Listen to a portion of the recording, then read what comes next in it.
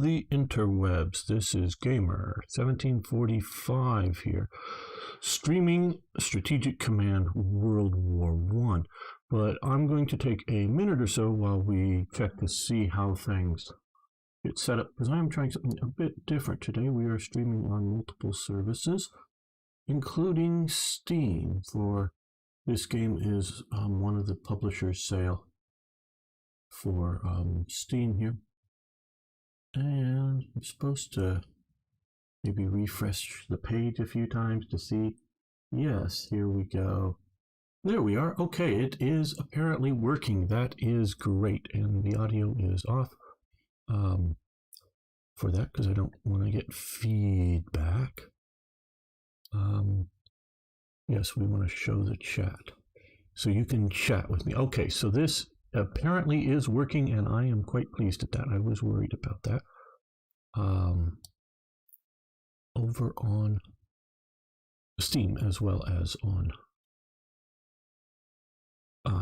Twitch and YouTube. So, yes. All right. Hello, people. You know, streamer problems. Not that I have, much of a streamer here.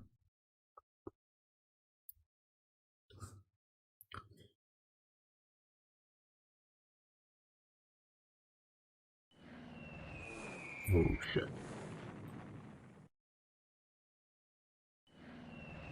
I'm going to have to sort of start this here because I remember this kind of wacky. Oh, that maybe work. Okay, that worked. We did need to declare war on Luxembourg and Belgium. Okay, yes. So, hello everyone. Sorry for that rough start there too. Hello, this is Gamer 1745 here with another look at Strategic Command World War I. And when I say another look, because we're looking at, again, at the DLC, The March on Paris, which is the DLC that's focusing at a divisional level for, like what it says, the 1914 March on Paris. I really liked the Ludendorff offensive game that they did, DLC.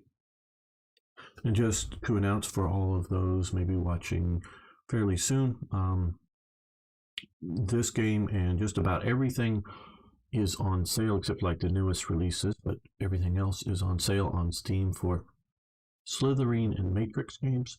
So if you're at all interested in them, get them. And hello, Eric. Good to have you here. Very interesting picture you posted over there. And for those out here, I am going to, I know we probably don't have too many new people here, but we're going to post some links here in chat to find me on either YouTube or Twitch.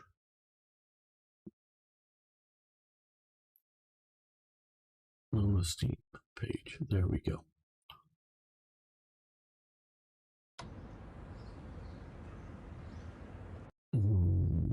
Right, okay.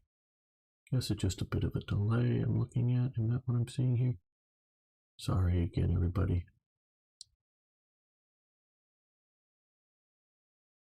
Oh yeah, it is just delayed. Okay. Fairly biggish delay on Steam. Like I say, I'm new to streaming there. Those watching later on. So, yeah, where was I? Okay. When I first played this, I had my concerns with it. Primarily, it was the ability to deny, I think, too fast shift reinforcement via rail for the French. But I've also learned how to, playing the Ludendorff offensive, learned how to play this a lot better. So, yeah, we're going to continue to look, we're going to look at this stuff here. Now,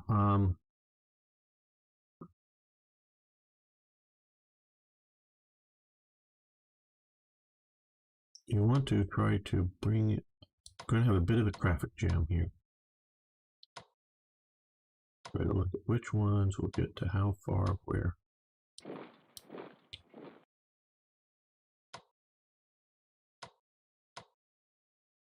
That one could go to there, where this one could just get to here. Identify that Liège is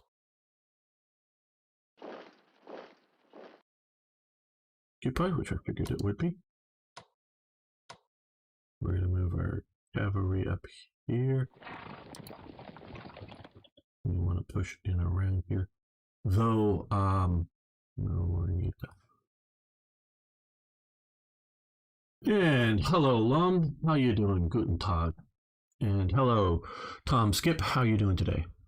Yes, I really, and this is a free DLC. Both the Ludendorff offensive and the March on Paris, and it takes the game from a core and sort of army-based unit size down to the divisional and sometimes brigade size, and the turns are every 2 days instead of every 2 weeks. So good to see the stream of this game I'm currently playing. Very good. Hello, Dawn Patrol. Yeah, so I love playing the Ludendorff offensive, and so I've learned to play it better. So I'm taking a second look at this one, which I did not have. I mean, not that it was bad, it's just too easy to move for the French to react, I thought.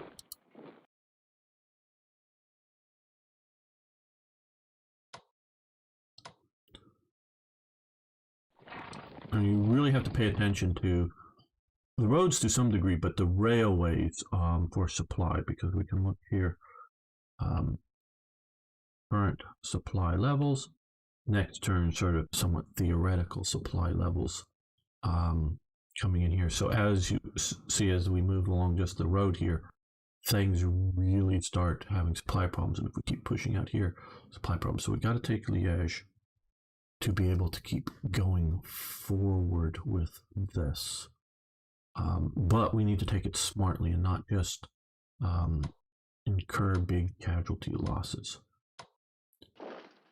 I could force march, which is there. I'm not. That may be a problem, but I don't know if we would get enough of this fast enough to counteract French railway movement. Now,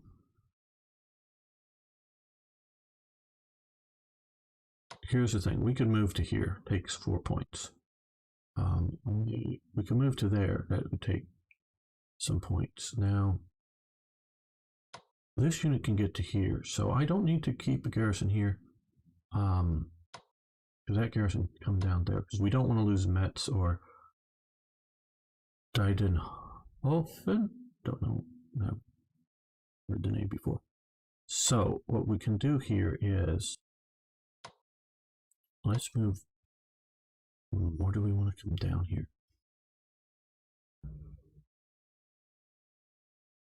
Or here? Yeah, lots of choices. Lots and lots of choices. Let's charge across Luxembourg recklessly, though.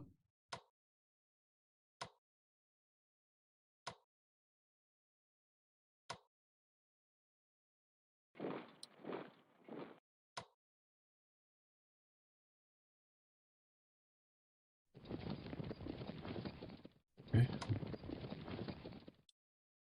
And hello, Ari. Proud that I'm not the only strategy freak out there playing these kinds of games.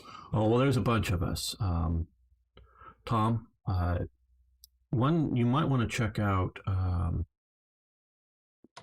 If you presume you've followed or subscribed to my page on YouTube, you might want to check out Twitch or the Slitherine Game channel on Twitch, because we, including myself, stream a lot of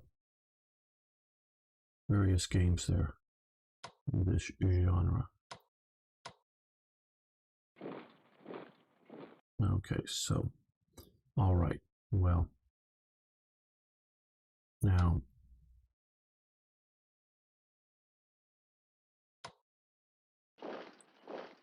that tells me here that it's clear to here. So if I move up to here, I have 2 action points, right? If I move up here, I'm stopped, done moving. But if I move to here, and then I have still enough action points to entrench. And that is a massive key to this game, which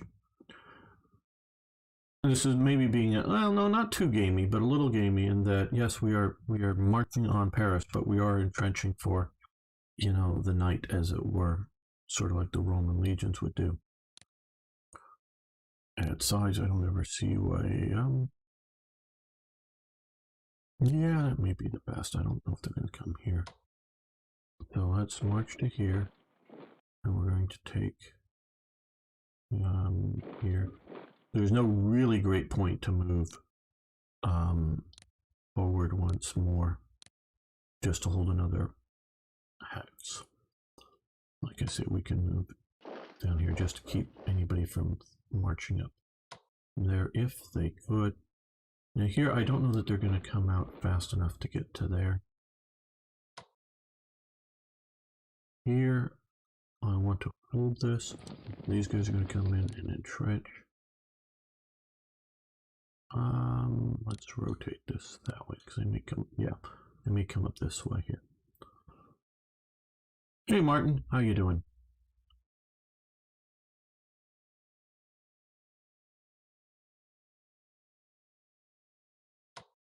So,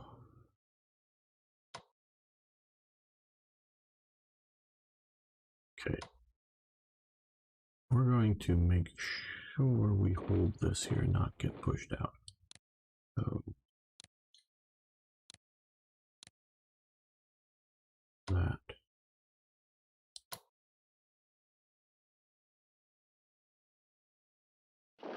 Partly what I'm doing here is I don't know how the AI will view all this, but to discomfort the AI and that they see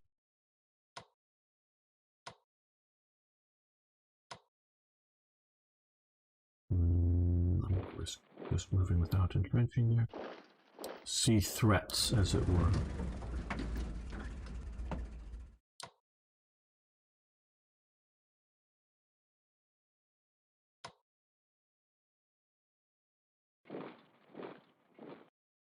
Sometimes, because I don't think they're going to get across these woods and get up into here to be able to attack this turn, so we're going to use our full movement power.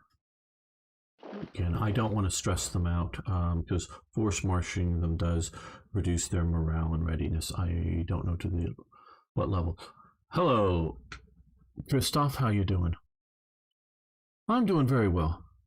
You know you're attacking the French main army east of Paris. Well, I am planning on doing the sort of Schlieffen idea of pushing around this way, but I want them to be concerned about this front. So I'm not planning on attacking down in here, really. I'm not planning on going after, at least not in the early phases of Verdun.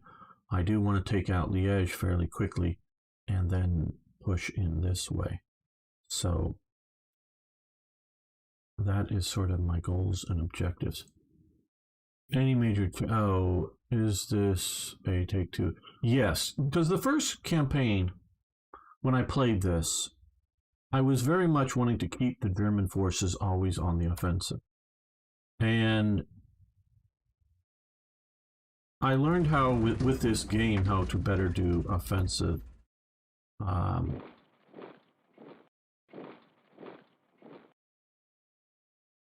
We're going to move to here and entrench just in case they do push up, because we didn't need to be another hex forward. I just want to control some of these points. If next turn or some other turn I decide we want to use rail movement, I am keeping them on the rails for that purpose. Now here, okay, well,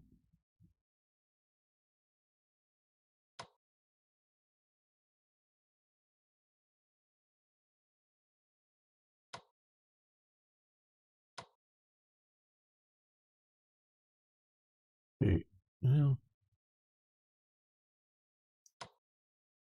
that's probably the one I should have moved to there. Yeah, I'm going to risk securing this. We will have rail connection there. Here, we're going to entrench. I don't see a good reason not to do a three-sided. I guess some way maybe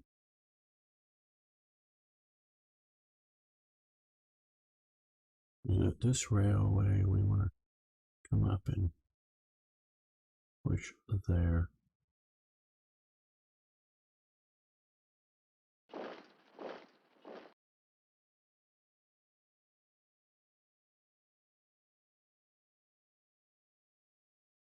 Back for Christmas in 1914. Yep.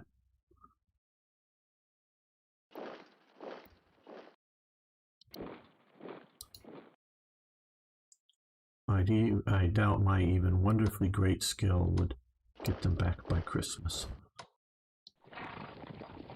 I don't know what would have happened had Germany taken Paris.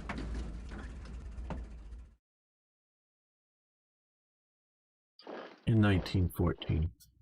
That's an interesting question, and I'm sure there's a lot of factors. What would be the state of the French armies? You know, did they just, were they forced to retreat and are still largely intact?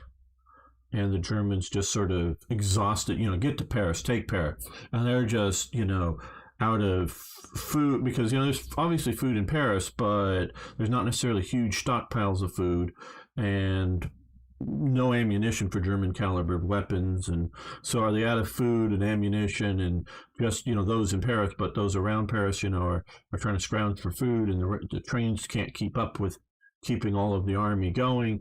And the French realize this, that although they've lost Paris and their armies are intact largely, forced back, and the British are in the war and the Russians are in the war and they're doing okay in the East, you know, is the French morale going to, you know, national morale going to hold out? Very well, maybe. But if the army is destroyed and it's more of a, instead of a battle into Paris, it's more of a marching band into Paris by the Germans and whatnot, and whatever British expeditionary force that had already made it over there has been smashed, maybe France sort of goes, oh shit, this is like the Franco-Prussian War. Let's just negotiate peace now. You know, I don't know what would have been. I can in my mind envision, and I'm not an expert on the period, so don't take anything I say as definitive, but I can see sort of a either way happening. Okay, we want to keep, yeah, moving forward. We want to keep the HQ somewhat close to the front, though I think we have him down here, which is supporting. Yeah, I guess we'll move him sort of through the forest here. So I can see, you know, so much writing on just what the conditions are of the German victory. Now, if they do take Paris, that doesn't mean the, you know, even if the French doesn't surrender, I don't necessarily think means the French have,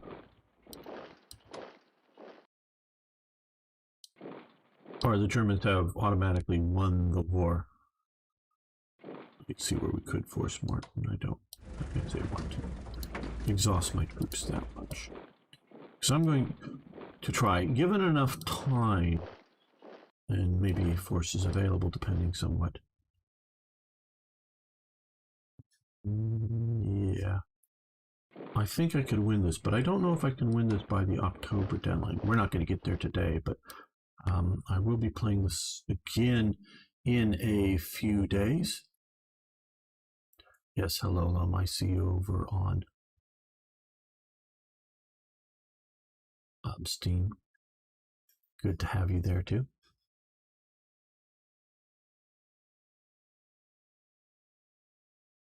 This would pull out and the French would fight on. Well,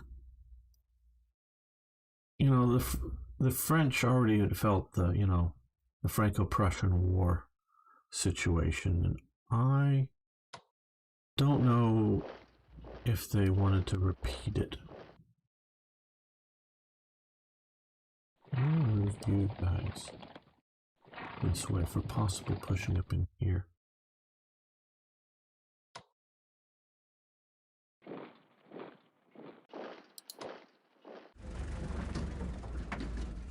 How long will you stream? For about 2 hours today. And tomorrow I'll be at the same time.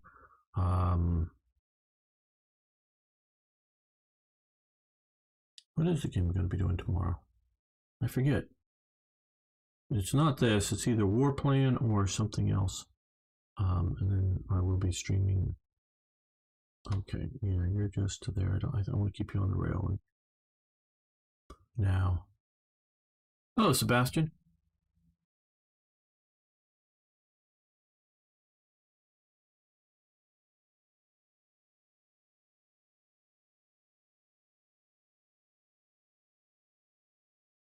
End of turn. We will see how the French...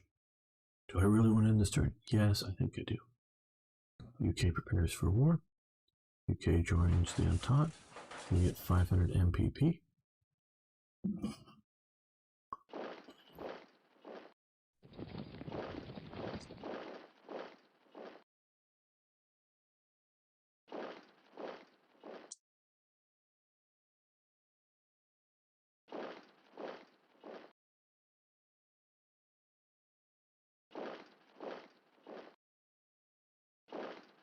And so my plan is, well, we'll see if it works out, of course, but is to try to set up situations in which the French will make attacks against my units, weaken themselves, and then we will kill them in counterattacks. And, yes, morale boost. And attrit them that way while continuing to push forward. Okay, artillery, we're going to put you up here on the railroad. It's going to take you a little while to get up to the front.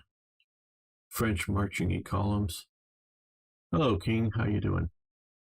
Yes, Dennis Baratheon, yes. So we're going to come down here. These guys are going to... Yes, and try... A little worried if they try to push around there, so... Yeah, that isn't terribly nice. So let's entrench here.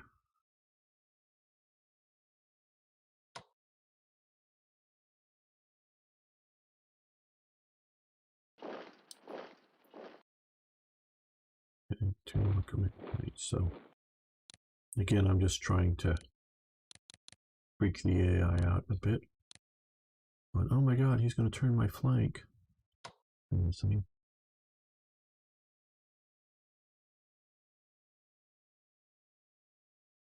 We don't want our flank turned.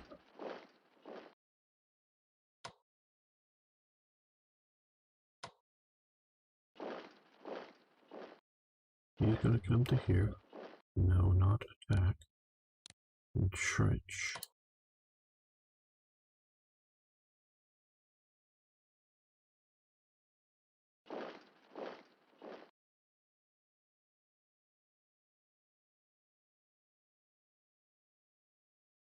Yeah, they're pushing hard down here. I don't know that this is going to be a huge offensive, but what I think we're going to see about doing here is use some of our MPP and yeah, just come down to here.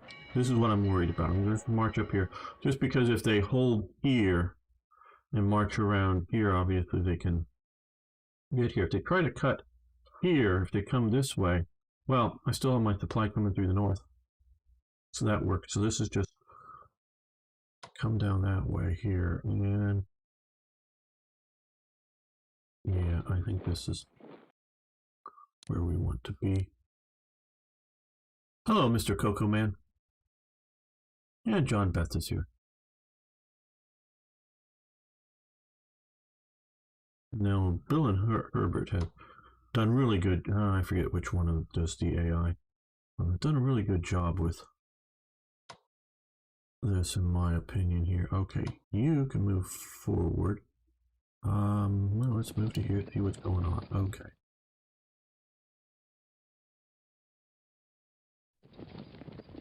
Again, we're just moving that up now. Eventually, we're going to move the infantry there as being the main sort of front hold the line type.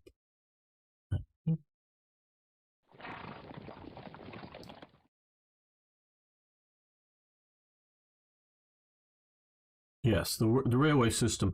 Now, I have a problem with the railways. You know, I really love the game. Okay, but the railway in a 2-day time period, and I, in a episode on of my first playthrough of this, I spent a good long time sort of describing in my mind, from what I know, what it would take to put a division onto a train and then get that division off the train, not even taking into or in multiple trains, because you know, what, about 10,000 men roughly, let's just say, and all their supply for days of food, days of ammo, all that. Get it onto a train. So before you even get it onto the train, you've got to get it to the to a rail yard, because trying to load them out. I'm sort of going into this, trying to just load them out somewhere vaguely on the track, and that's sort of why you can you can only sort of disposit around from the towns, and that makes sort of sense.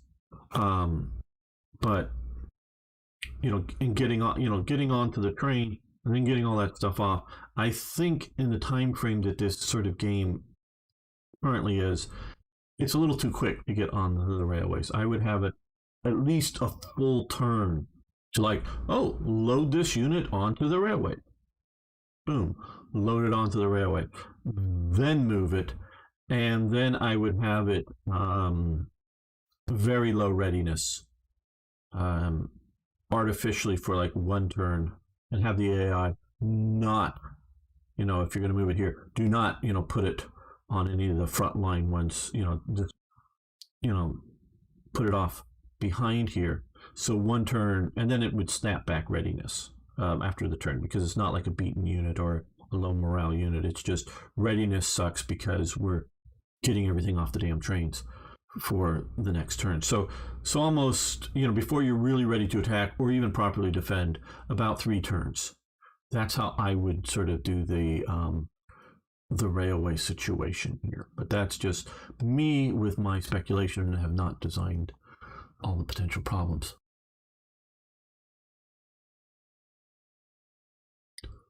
Well, there goes APOA.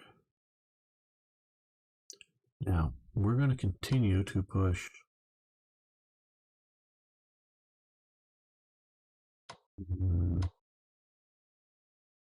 rain will not help us.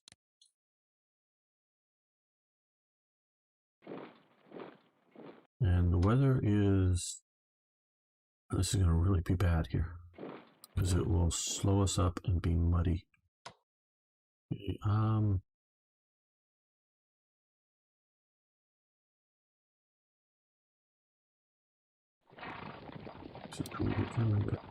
Nobody there didn't want to bump into it, so we will do what we can.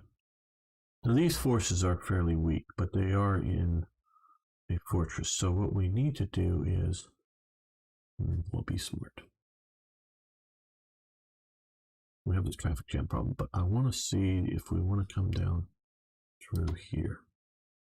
Okay, I think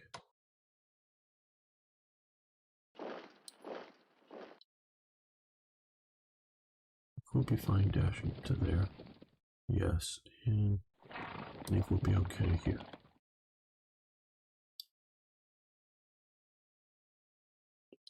We have forces to come in and replace here. Here we are going to now move to here, and we're going to entrench, like that.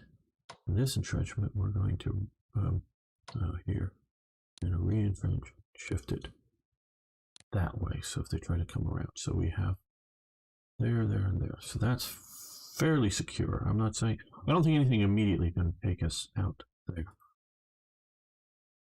And then here.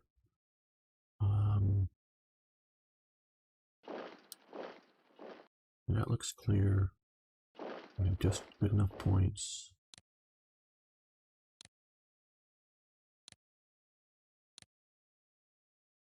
So now we have secured that. All this through the Ardennes here, we can move through. And again, our supply situation won't be great. I mean, here, up along here, we're getting the supply obviously from the railroad, not from these tracks. But at least it will supply us with something if we control here. And the French will have a hard time. Now, so you don't want, even if you don't really want to try to do, you know, World War II and push through to Sedan and come through here and try to supply a large army, it will die of starvation. For all the hoi foi issues, you do have that in the game. There's a lot of issues with hoi foi, yeah. First war was based on rail and horse transport. I would have to put both in there, and definitely well, they did have armored trains that were quite useful, so that is a thing.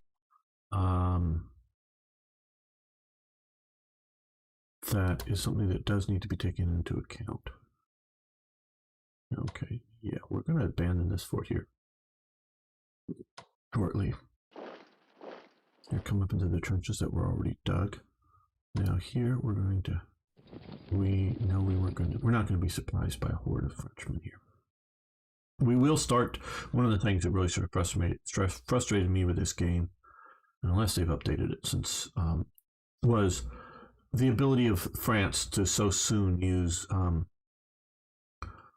Belgian railways to get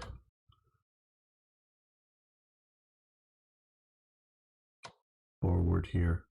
Okay, they have enough action points to come in and trade. Yeah, that's all right.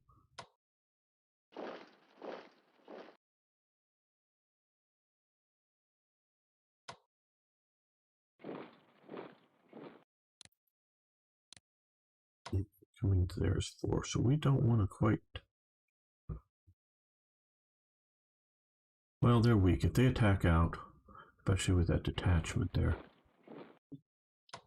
we're going to be somewhat okay.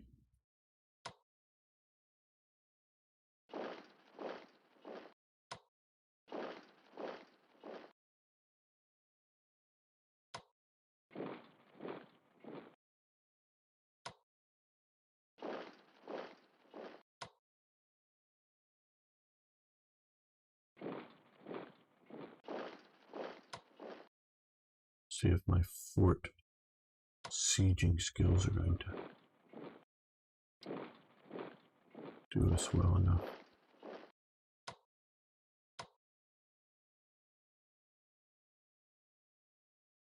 Just got to take that fort, because if we take this fort, obviously we have rail down through here, rail through here, rail up in here.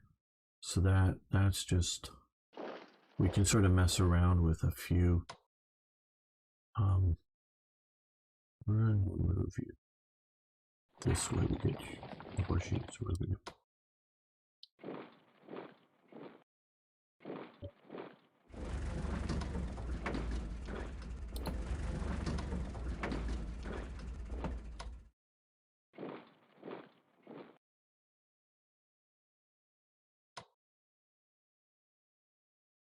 So even if we were to take that, railway still doesn't get us the supply. So we might as well come down this way. Yeah, we'll get to the road there.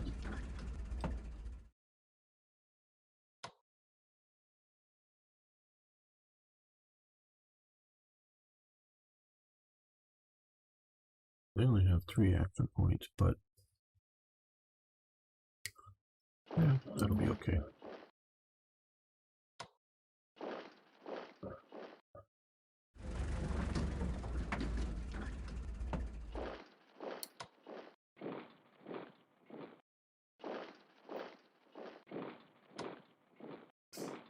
Now, I remember reading in Rommel's book, Infantry Attacks. Great book, highly recommended.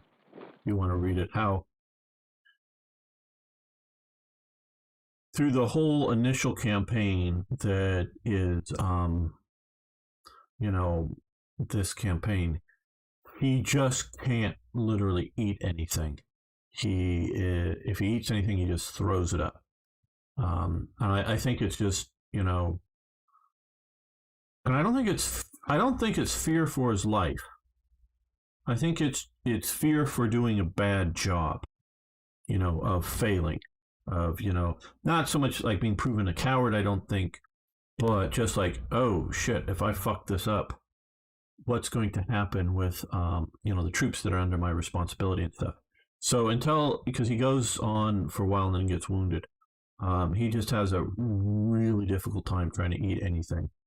Now after he's wounded and comes back and goes back into the war, he doesn't have that problem continuing, but it is a real problem for him. Okay, now I do want to push in here, partially just so that the French don't have, feeling unlimited ability to stop my northern push, but it's got to be sort of through here, I think. Okay. All 6 points. Yeah, we sort of need to risk it to get these rail and spots to control, because we don't want all of our supplies up to the north. Through there.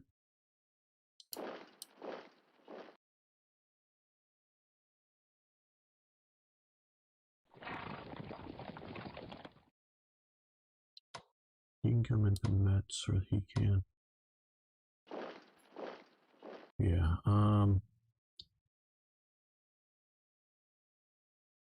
he's going to come into here and then entrench. So this is my plan. Move up.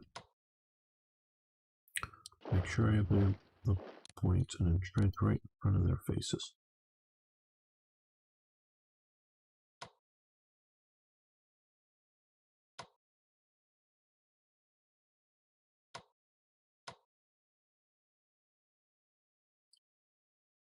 Mm-hmm.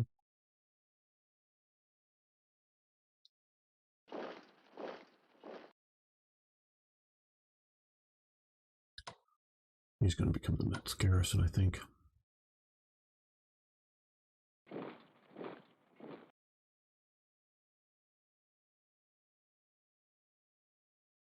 Well, maybe a little bit of a push here. We'll see how all that unfolds. Franco-Prussian War was a prime example of the utility of the railway in modern warfare, yes. But it's not a brilliant long-term strategy because railways don't fare well in warfare. Well, my friend IKB, and probably I would disagree with you. You can look at the American Civil War, how the railway is super critical for the Union victory. I think the only time that you have any significant campaigns, and you know a fair amount about the American Civil War, that is not railway based, is Sherman's march to the sea, where he totally detaches from any rear supply, and his army is just like locusts on the land, just hoovering up all food. And there's lots written about that. And it has to become that way because they have no rear supply and are just moving across the land and not trying to maintain, rearward links, and knowing that to a degree, his army is doomed if he doesn't get it to the sea, because at some point you can, just with hovering Confederate forces that are reasonably large enough, I'm not saying the Confederates had them, because obviously they didn't stop him, but if they could have stopped his advance to the sea and resupply at the sea, and just enough hovering forces around it, you could start to starve them both out of food and munitions, to where, yeah, guys with bayonets don't do well against guys with, ammunition. So yeah, railways are critical. Now, in the zones of combat, yeah, they get torn up. That's true. And so, like, I totally want to mean at least mostly tactical type operations, or yeah, certainly horse and you are well. Okay, move people. Okay, he is dug in there. That's what I needed to know. We can't move anymore. Arbitrary. It was more similar to a medieval campaign. March the Sea, yes, there's definitely sort of elements there. Okay, we have 500 MPP. So let's come here. Heavy artillery. We can see about buying one more of these. These are my main offensive weapon. All right. And we will be using some MPP for movement of units.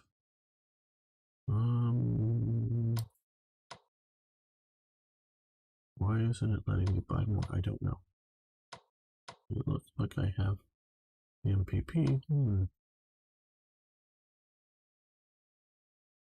Oh no, I can buy more. It just I can't. There's no upgrade for. That's what I was looking at. Okay. Here obviously I can't because we're out of cavalry divisions and out of. Right. So we want to. Yeah, detachments may become useful to holding some of the lines, but at the start here, I want divisions for offensive purposes.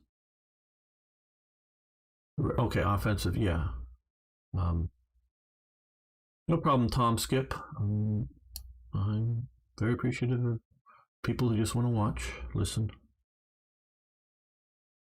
Okay, so I want to get him ready. I am hoping to take the forts without having to rely upon the artillery there, just for speed and time of attack. Yes, they weaken the units sitting right around them. And again, for those out there who haven't already, please follow my...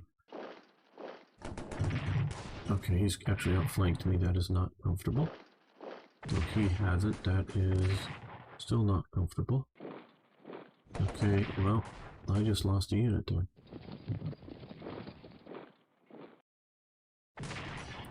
Yeah, he's come around and he made a silly attack. That's sort of the kind of thing I was hoping for, silly attack. Like, that's what I was worried about coming around to the bottom. Follow on Twitch, subscribe on YouTube. That is gamer_1745, if you haven't already.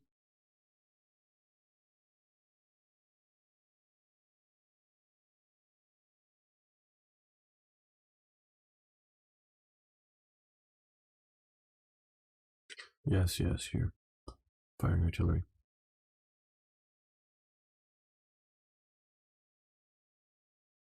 Okay, now we're getting some more of the mobilization. And these are definitely tied into specific locations. And yes, I want to put them on the railway. Where can you go in? Oh, down here.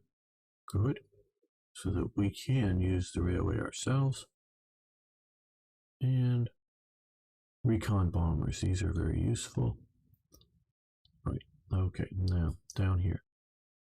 Okay, we want to move to here. And we're going to entrench. We know there's somebody probably right about there. But see what they've now done here is come around with him who is not entrenched. It's to my unit. Yeah, we're gonna take some casualties. I was hoping to fully kill him, but didn't. But made his day not good. Here. Okay, we're gonna have to deal with that in a moment.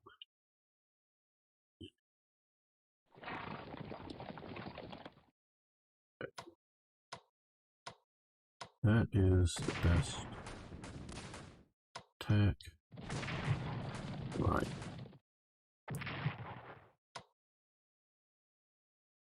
Okay, he's going to fall back to here. He's going to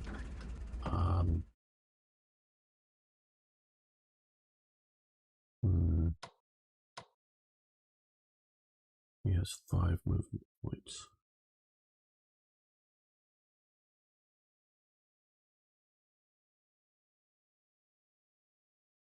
Don't want to lose him as well, so we're going to move him to here and entrench him. He's going to move up to these entrenchments.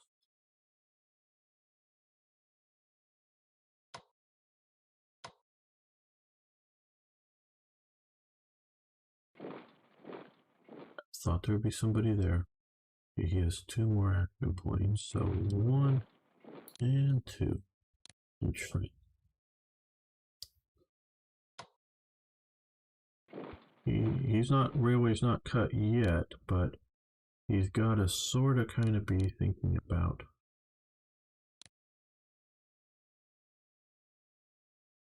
his flanks here now. Thanks, John Beth. So appreciative of that. War is based on determination of the people and their commanders, although the techniques are very helpful. Absolutely, Sebastian. Do you know about the attack of the dead men? No, I don't. Don't think I've ever heard of that. Maybe if you start talking about it, I will remember something in the context. Okay, yeah, you're going to fall back. You're going to come to here, and you're going to entrench there.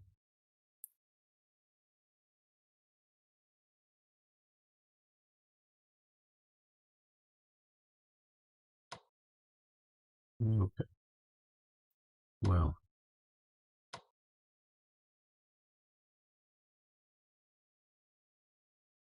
Was the Russians who were charged the Germans while they were defending. Oh, cool. Okay. In a way, cool. I mean, no one wants to be gassed while. Right.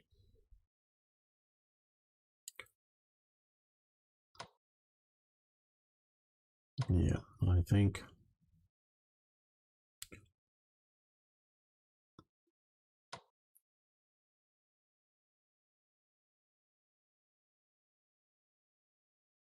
Let's just see how many attacks I can make on the Belgians. That didn't even hurt them a little bit.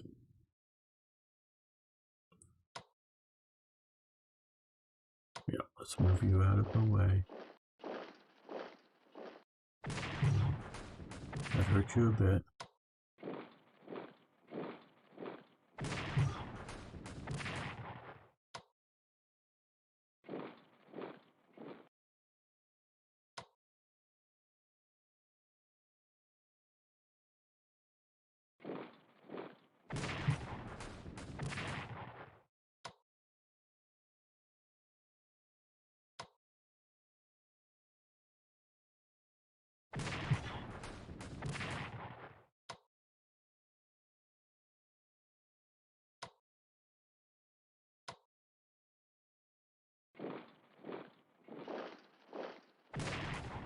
There we go.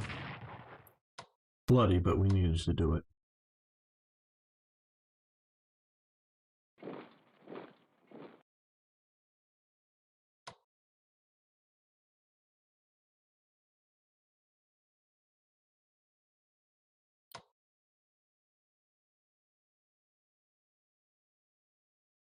Don't know how well they will fare without their secondary supply source of that fortress, because we just now cut off their rail link for that unit there.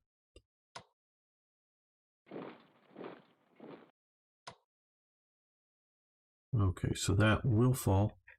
I'm not planning on just waiting for starvation, but we can give them a little. Oh, okay, we're going to rush to there because we are now linking up supply through, again, we can remove the moon here. Supply down through here to here will be flowing soon.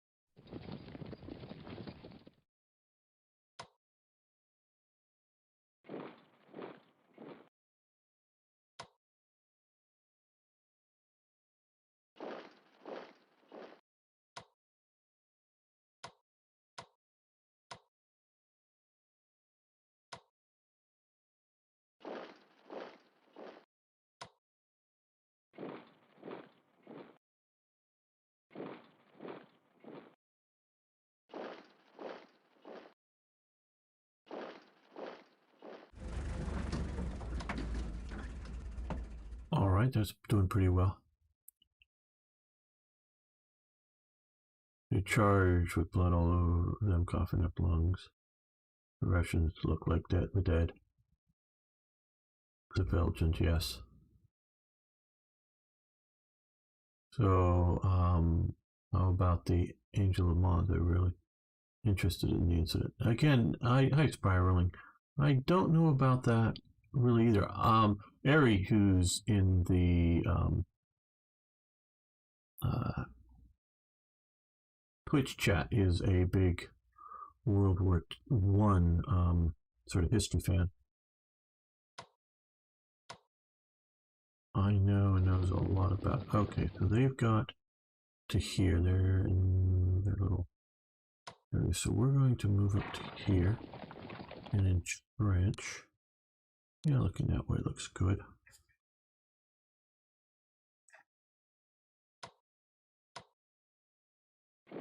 Control our supply line there.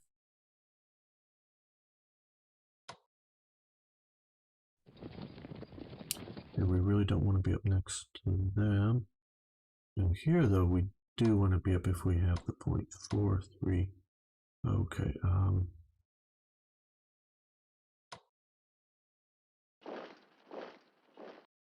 no, not attacking. And I think that's what we want. Yeah.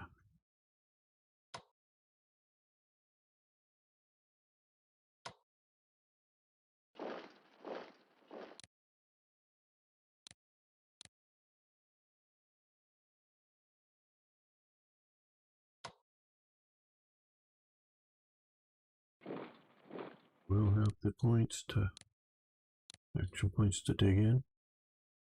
Okay, so now he's facing off again. 3 units that will be able to launch paired attacks next turn.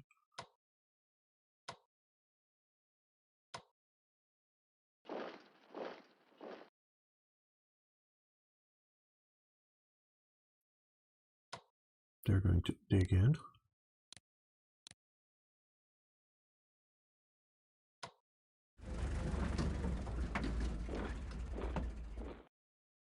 Keep us from being flanked. He said they're going to become the fort garrison there.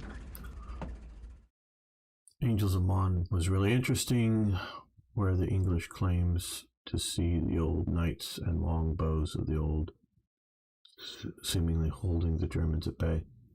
Interesting. Is there veterancy? As in quality of unit. What you can see, and he disappeared, but the one Belgian unit holding the fortress did earn a medal, and you can see here this one that took them has earned a medal, which is this German cross thing going up as sort of like that for better unit tier. So there is that type of mechanic. No problem. Ingsia. So there is that. It's best not to abuse and lose your units. There it is, because it might be useful. I'm taking it now here. Before moving it, what I want to see about doing it is, can we get max to 10? Just to make it well and truly properly useful. Next turn we will pay the MPP to get it somewhere.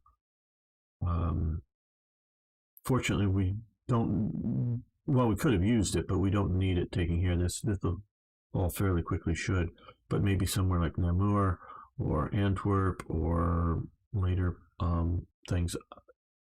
If the French do something really stupid and either let me surround and take out Verdun, sure, but it's not really the plan. And here I've just been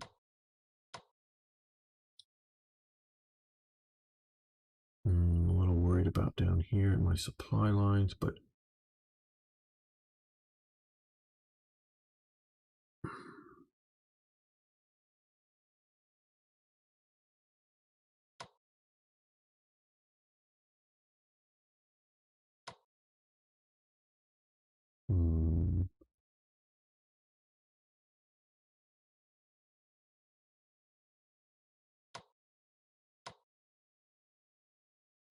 let's see how that goes.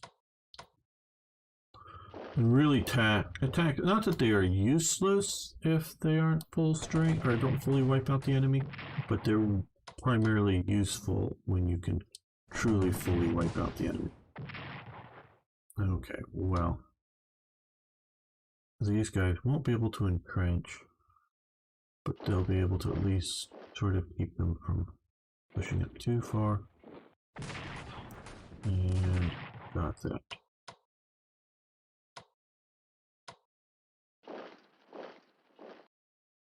No, they can't attack. Okay, we're gonna hope this holds here. Well, let's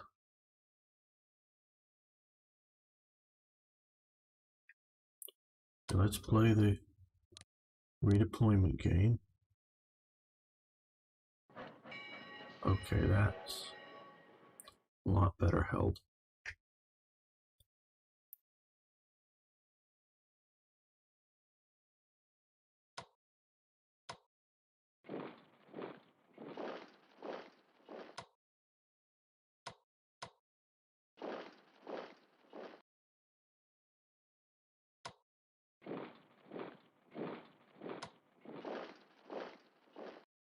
So we can get him onto the trail here. Be useful.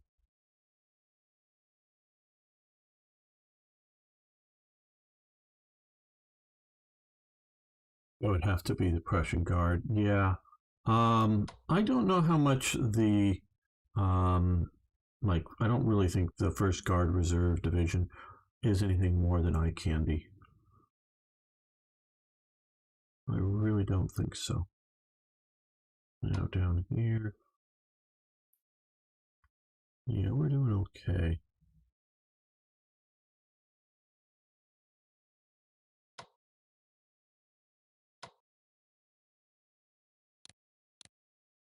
Not force marching. That is a detachment. I just sort of noticed, quite honestly. A little far out there for a detachment. Detachment is better to hold a rear area that the enemy could flip through and get into.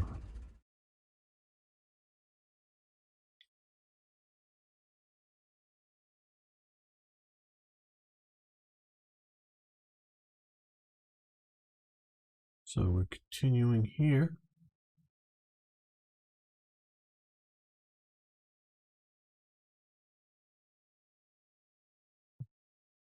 Yeah, let's look at purchasing again. We lost a cavalry division, so we can purchase another one. Recon Bombers. Yes. We want to do that. And that's leaving us with an MPP.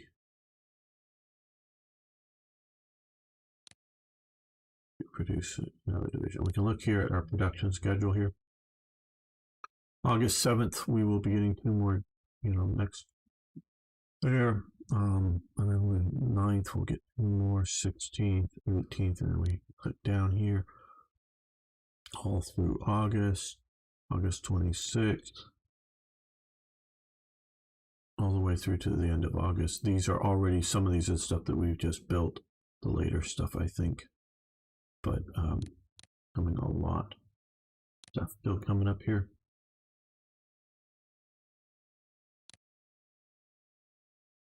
So, but leaving us enough to, we'll get more MPP to do more railway movement. Okay, Belgian morale falls. Like a good example, we were talking earlier about what would happen if the French lost Paris. No, they didn't do that. I didn't expect that. Well, I'm losing my cavalry divisions. Very poorly handled. I didn't expect that either so fast up there. Expect like the garrison in Brussels to be around. Now they're making a major push here.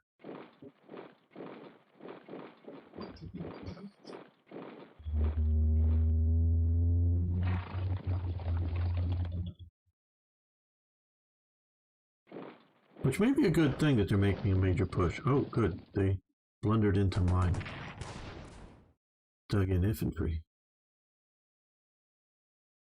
Because if they're pushing down here and we can hold them, instead of trying to push them too much, if we can hold them, that will allow us to, we lost a cavalry division. And this is where we get to place them. And again, we want to put them on a rail link. You see the idea that, the French had suffered through the Franco-Prussian War with Paris surrounded for a long time. I'm not in any way a great expert on it, but, the Prussians crush the French ultimately and proclaim the German Empire at the Hall of Versailles, which is sort of some of the reason why you have the Versailles Peace Treaty signed at Versailles, is because the German Empire, or the Prussian kingdom, becomes the German Empire in the halls of Versailles. So there is sort of like later on the armistice that was signed in the railway car in Compiègne at the not the surrender later at Versailles when the German politician came in, but the armistice that comes that ends the fighting of World War I is in the railway car that then Hitler hauls out and uses for the surrender of the French in World War II, and then blows it up so it can't be used again against them. There is a lot of symbolic actions going on here. So you have that situation, and then you come. What would the French do if they feel a similar thing is happening to them in World War I? Well, you can see it in World War, as the Franco-Prussian War. See, in World War I, the Belgians fought doggedly and actually, held on to a sliver of their country up around here. But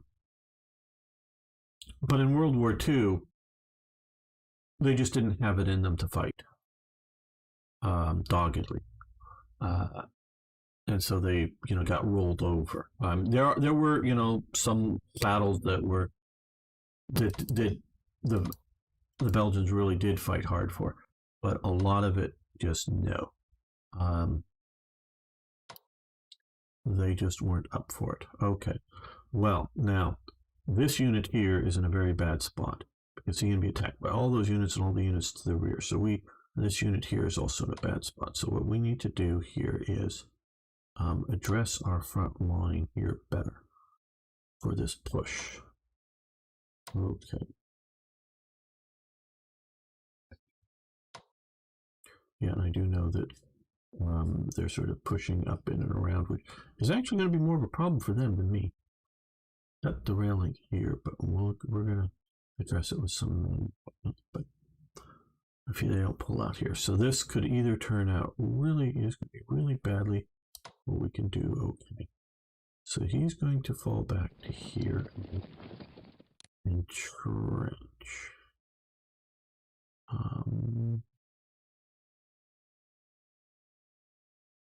Okay, there. And he's going to come up here and trench that way. Okay, let's see, we can get him back.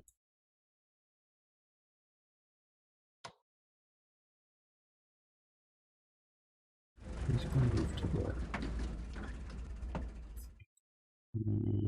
Undo for a moment. This has got to be our line right here. So he can move. Okay, he has 3 points. Nope. We need to entrench. So this is going to be our line. So he's going to come here and grab. Swing that to the north just in case they try to flank around.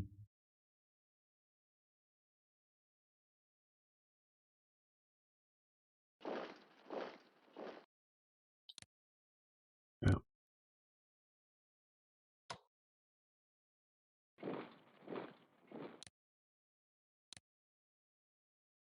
Right.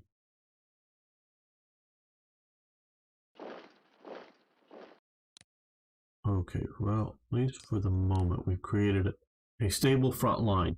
So this unit here that was here should have been, hit, swapped out, would have been crushed if the AI is at all competent. The unit here probably would have been crushed as well. He's sort of holding the flank, but I don't think they're going to do too much units because I think I'm pretty sure they're keeping 4 divisions here, or at least detachments. So since I see a lot of units here, don't think they're going to come in and surround this unit, especially with him here. So I think we're okay here with him holding the flank. So this is hopefully a good line for them stable. Yeah, next round we will see. Oh, I could lose this, guys. I'm in no way. Never take that what I'm saying is I'm somehow like the best player. Hopefully I'm a decent player who's entertaining to listen to and watch play as I talk about history. Not that I'm so great. Learn from my mistakes. Now here, what we want to do is crush this. Which ones? Okay, that would be your 2.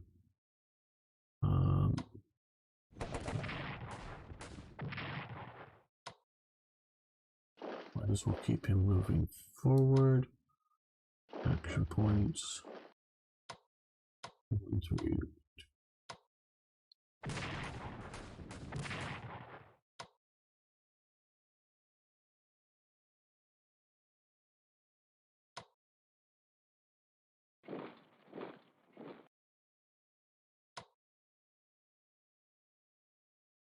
He only has. Okay, he can come here and entrench. Just in case the French will decide to come up here.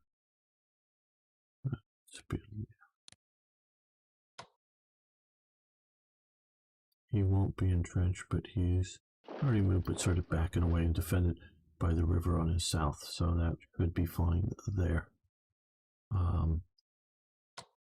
I say should be.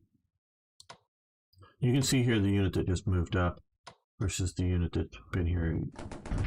Okay, so we've actually got it.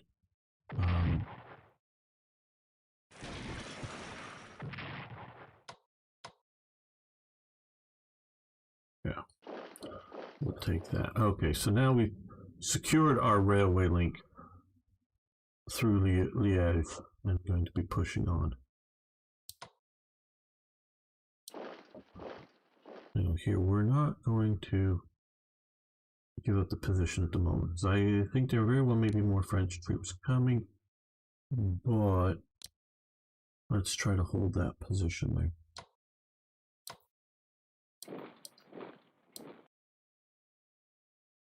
And we're sort of short of, again, action links because of previous limited supply. But we're going to keep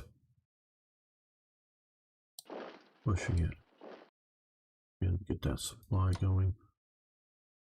Oh, and or the rain. No, I don't think the rain is affecting us anymore.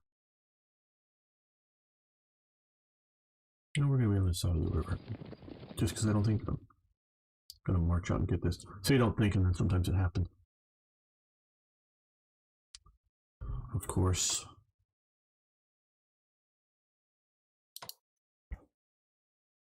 Looks like he can make it to there, so.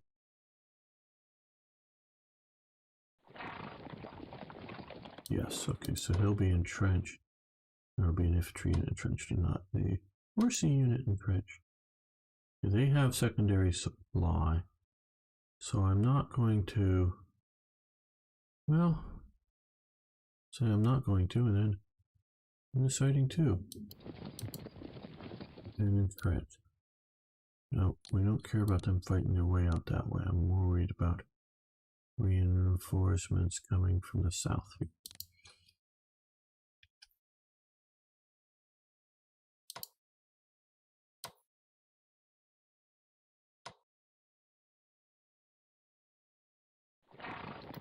Now they can entrench. This is really this move and entrench is what I've learned. I just move their full point here.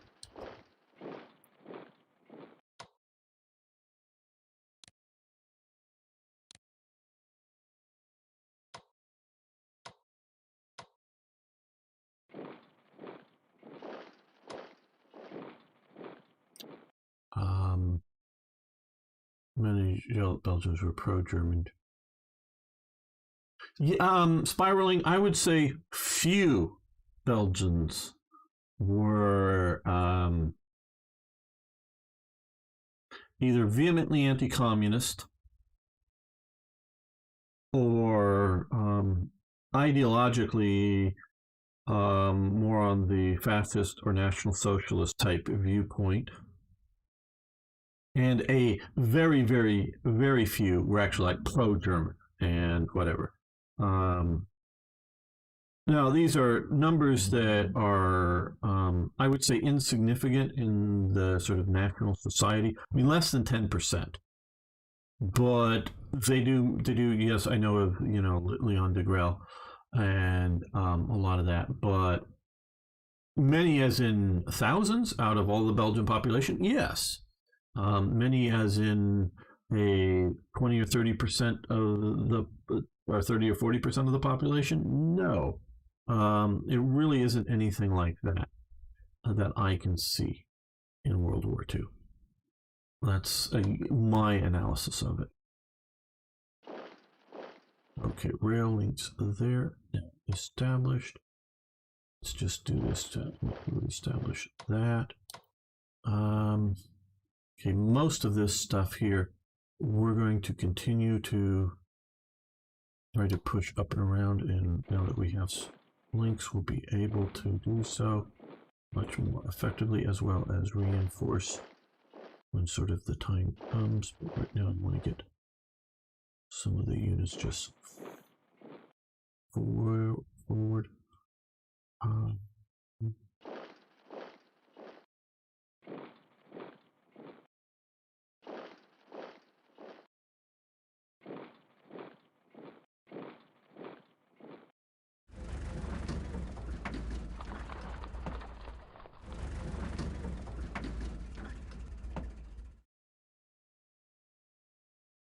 Yeah, we're trying to hold some of these here. Okay, so we have that. Okay, Recon Bombers. Now this, as the title says, it's sort of a reconnaissance that has a little bit of bombing. So what you way you want to use this unit is prior to a large offensive. We did take out Liège and we did push in some of these other places, but get somewhere and bomb it and then follow on attack are much more damaging. We're going to get you near to the front. Okay, well now here we can now move you. Right.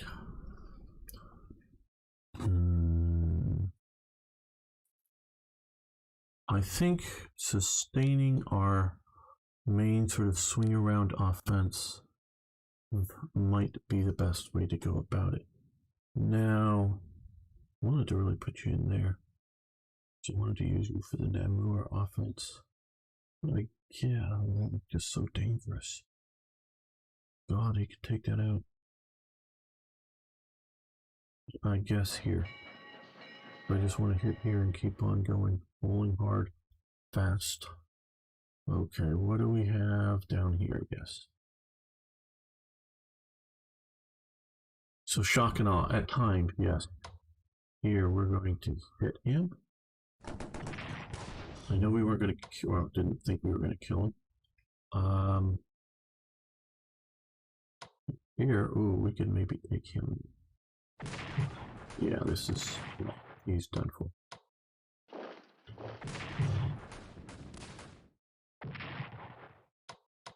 You're back in entrenchments. So, want to do that again? Okay, guys. Now, I can't re-entrench, but it'd be better to change the angle on that a little bit more, but that's okay at the moment.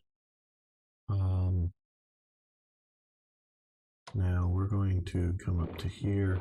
You're going to come back to here. You're in a detachment. I didn't realize that first. You got to look at the idea between, I don't know if that's supposed to be a dot or an X. This is supposed to be 2 X's for a division.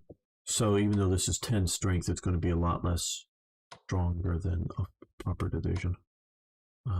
So they're definitely useful for holding lines in a little bit of the rear area, but you don't want them as your primary force to punch with.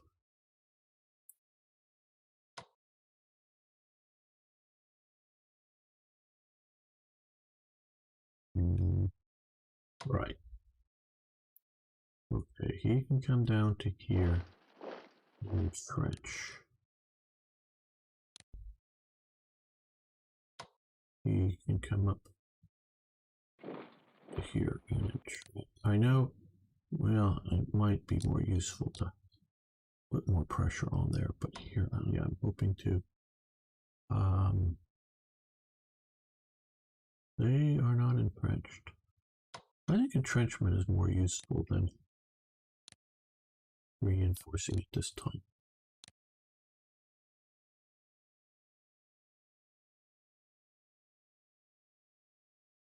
Okay, well now here. They're holding here and the entrenchment's facing the wrong way. And so we want to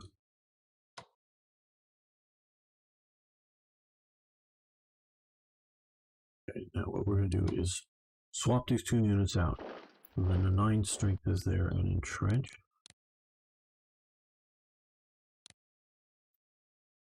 And this is here a little bit entrenched.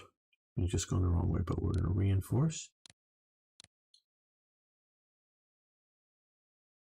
I think he's marginally safe there.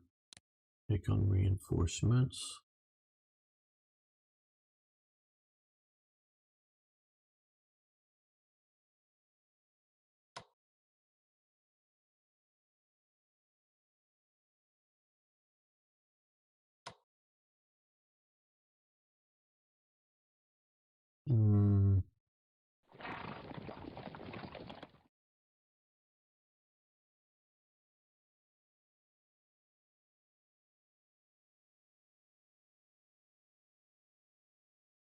I'm going to keep it back there.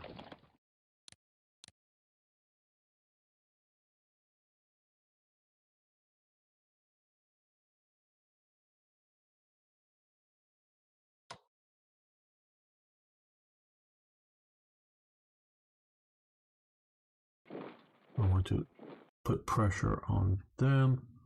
Now here. Okay, so these guys.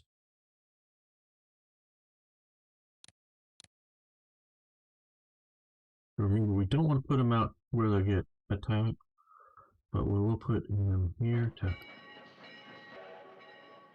get ready to hold this flank and maybe cut them off. And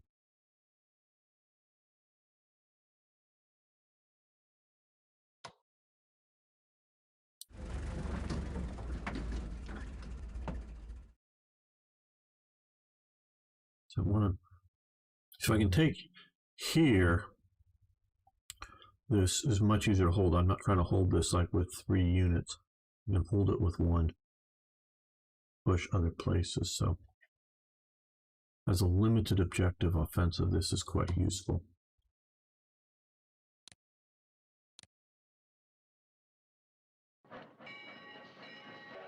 If we can take that out.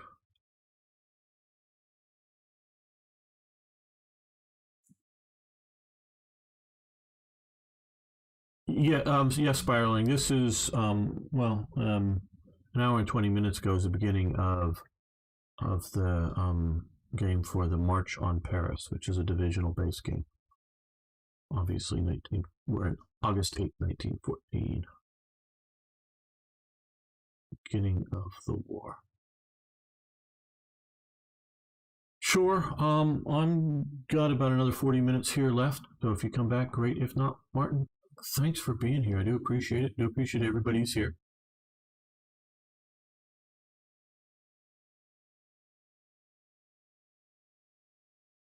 If you haven't already, you can follow me on Twitch and subscribe on YouTube. I think most of you are, but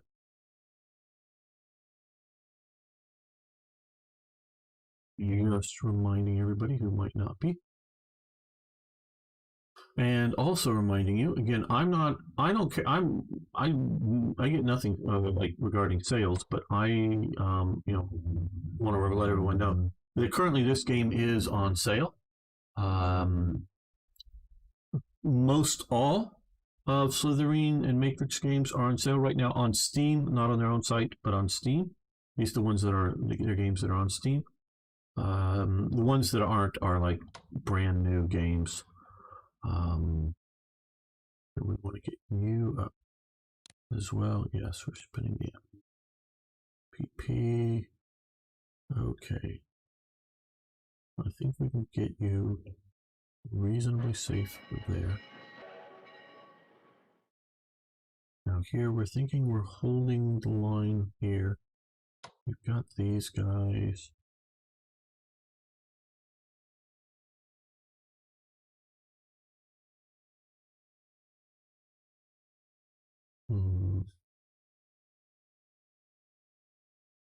Yeah, I think a little more mobility there would be useful. We might as well, right, since you're here. And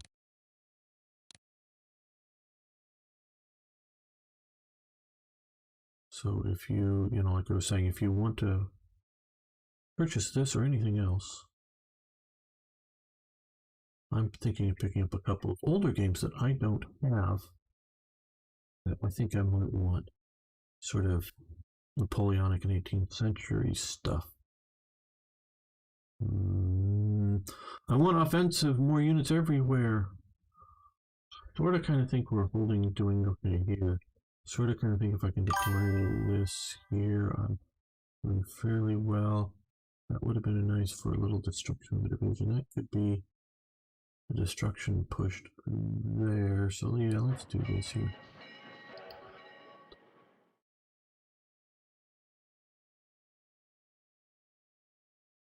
Let's zoom out again, just make sure any extraneous units put out there. Okay. Now, because I haven't been doing very well with every divisions, we can replace.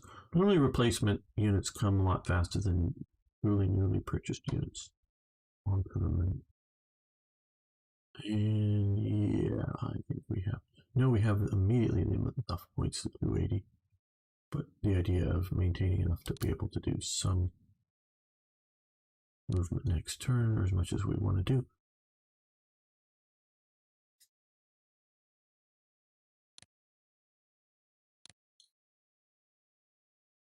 Belgian fortress, yeah, but we want to get close enough to prepare an attack.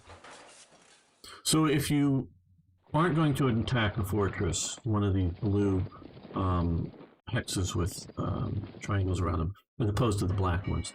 The blue ones have a radius around them. Oh, they are going to push there. Like I was a little worried about that, but they're going to be limited in their ability to do that. Like he's going to get to die. They want to just attack there. You get bombardment effects that reduce morale, readiness, whatever. So you don't want to park your units right there if you're just going to sort of hover around the fortress and not assault it. It's better to stay a little ways away from it. But like I'm planning on taking there, I want to make sure that I get up there and do a prepared attack.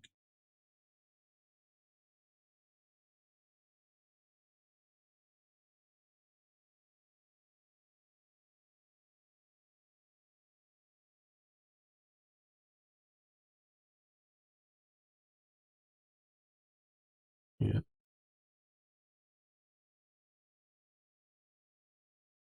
All right, 2 more divisions. I think these are still the ones that place dependent. The ones that we're buying and putting back in, I think will just be at any of the valid deployment points. Okay, well, only has 3 action points.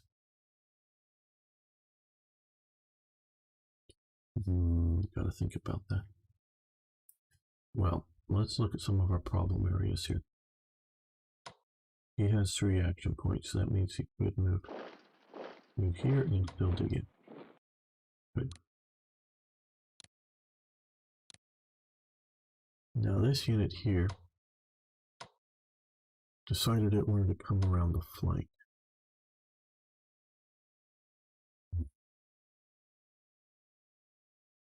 So did this unit here.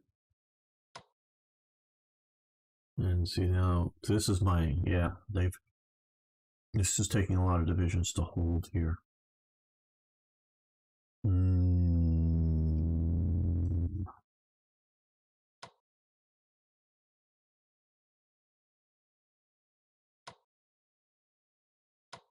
Okay.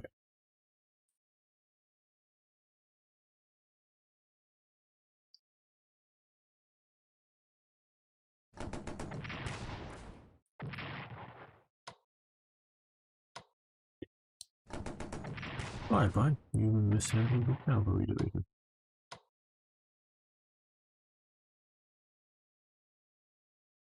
You come up here and entrench.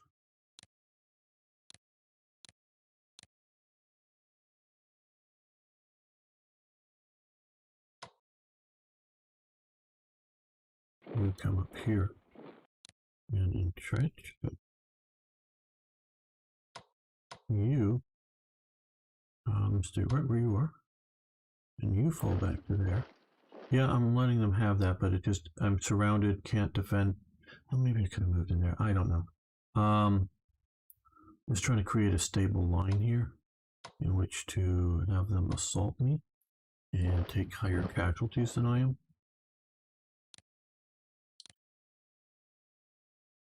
For the moment, that's really stable. Here we can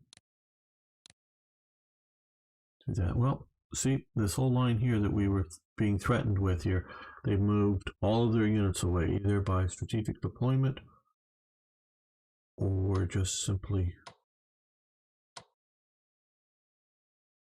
I think we can take him out.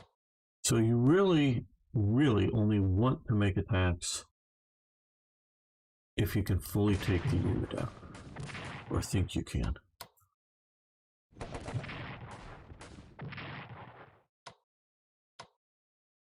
Because you have almost near insta reinforcement.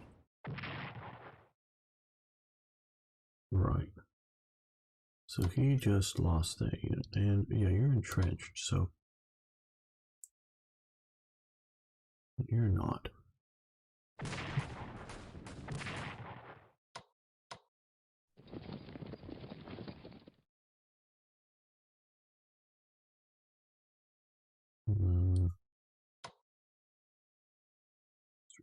point, so.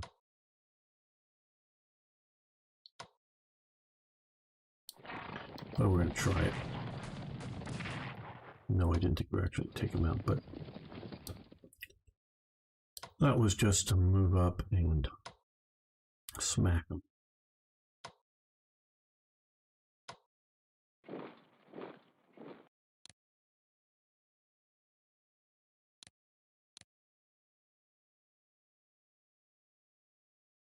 Oh, I should have used the bomber, but I guess I was really moving him down this way.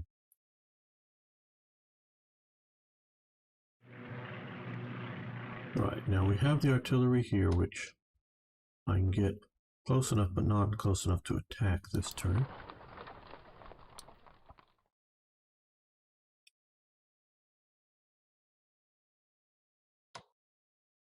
Right, okay.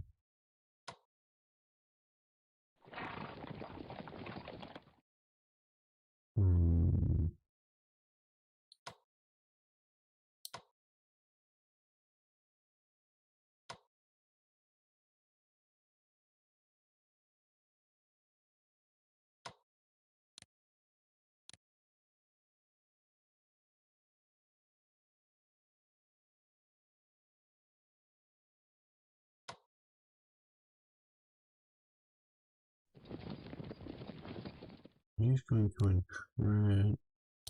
Yeah, I think that direction. Yeah, no, he can't make it. I thought he could. Okay. Well,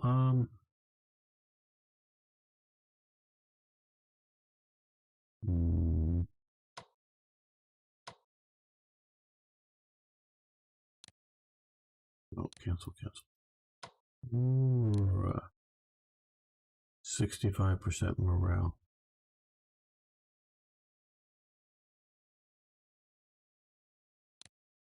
Let's just use. We do want to hold here.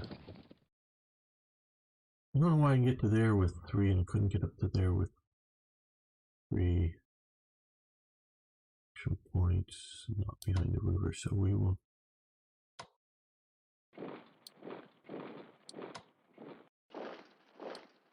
I really don't want to give up that crossroads there. I don't think they're coming out from the fortress to attack me. Can't quite get in.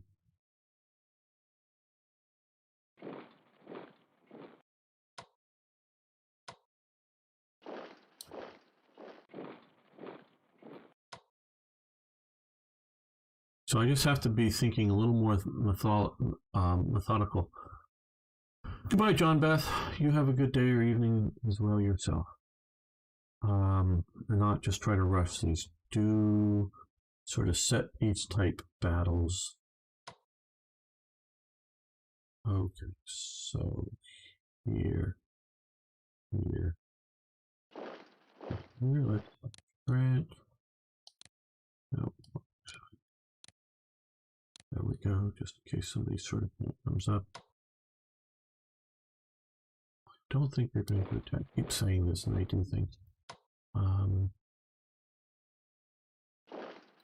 Around behind us, you're not going to be attacking across the river, preferably.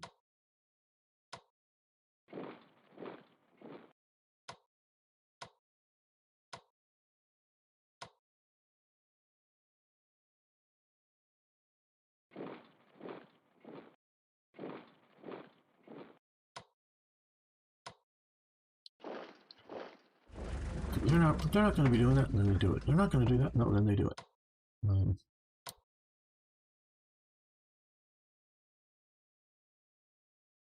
Okay, you come. Oh no! Oh well, I've already done it. Entrench. So we've done it.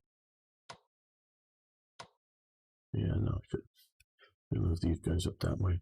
At least some of them.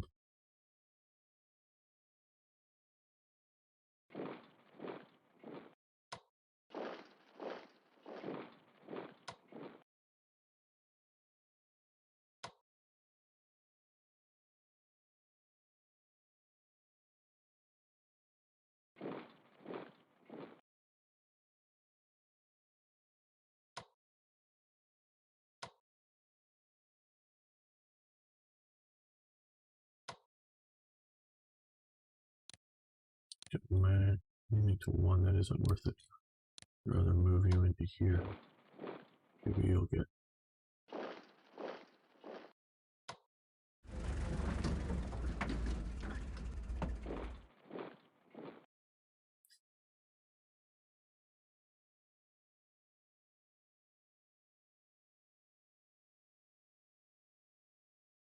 So they have a fairly strong lineup here that we can put. Here with me. 4, 4, 6. Yeah, okay. So 1. No, I'm not planning on attacking you. Planning, note that word.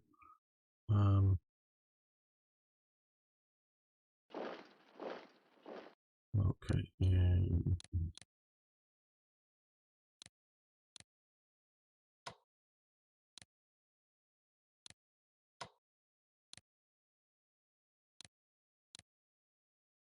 now they're entrenched all around him. So all of these forces that have appeared down here that are threatening me here, I think a lot of them came from here.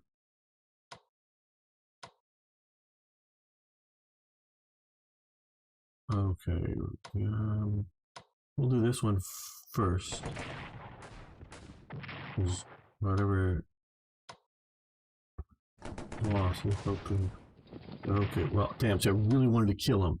Damn, he retreated. I guess cavalry should be able to, but now here is what we were gonna do is, yep, just walk them out.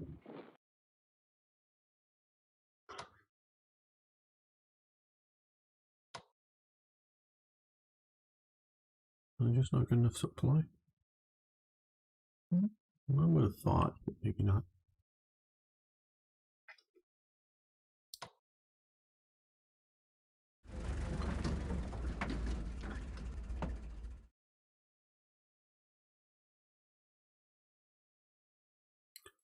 We're down here.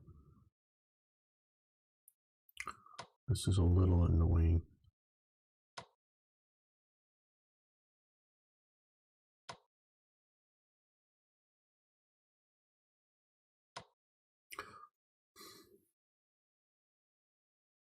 What do I do? Right. We're just a little too far out. Far out, dude. Okay. Detachment. You move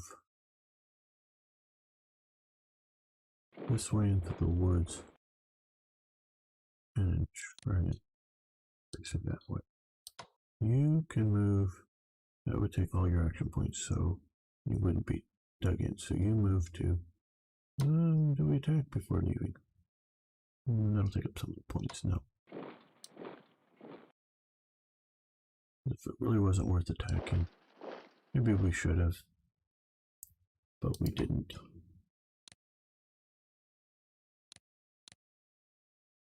Right. Okay. So their pressure on me got me to do things. And that's what I might do now here.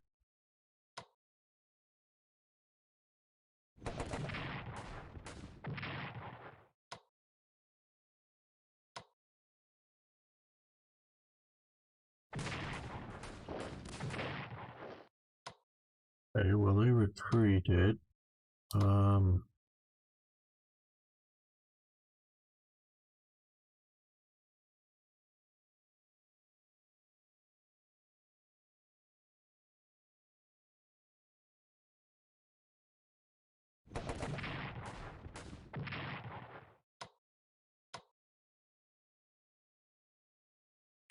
So that way we have a stronger unit out front. Okay, well, that's sort of making their day not go too well.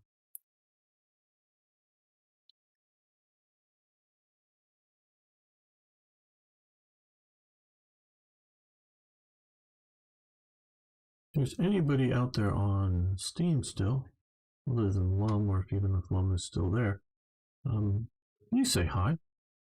I don't know if anybody's actually watching. Hi, and I think the other streamers are going to be curious to see if whether it's the sale or if there's just anybody watching on Steam at all.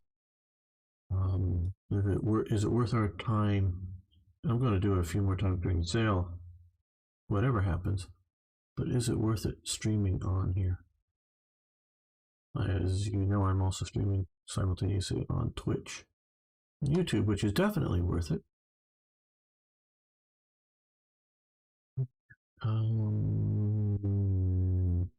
We didn't hit this location, but okay, we have this is, as we can see, fairly stable through here. This here is obviously currently stable. They're going to have a hard time supplying much coming through the Ardennes, just as we would. We're going to take that hopefully next turn, and we're pushing on here. So I think, yeah, let's see what we can do. We don't want to show up right here. Let's hope that is safe.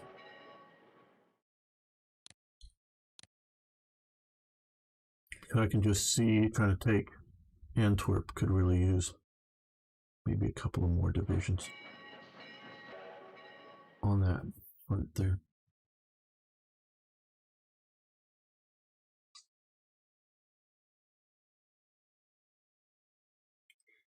All right.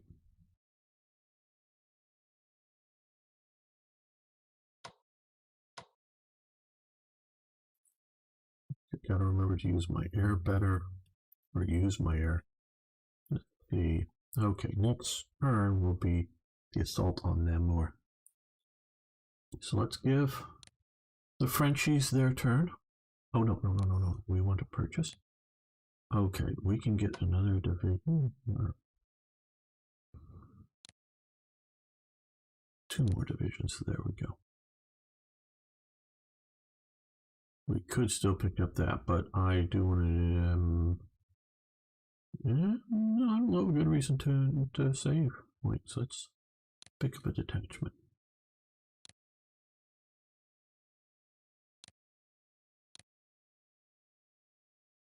Belgian fortress. Yeah, we know you're bombarding people around you.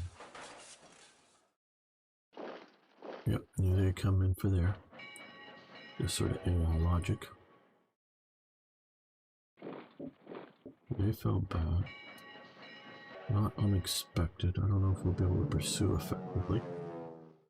As in, destroy the unit and not be destroyed ourselves.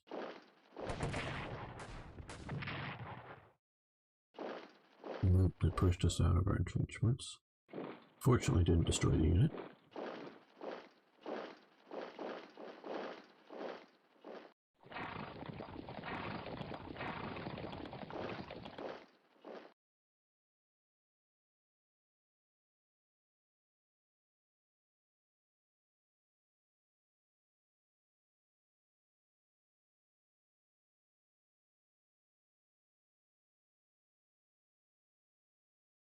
Okay, well, we have 6 shells currently stored up.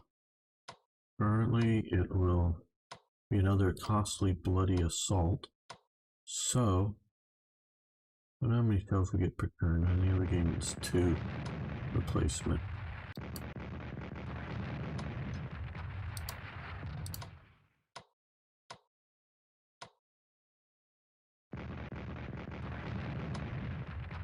You can see their morale readiness now at 50%.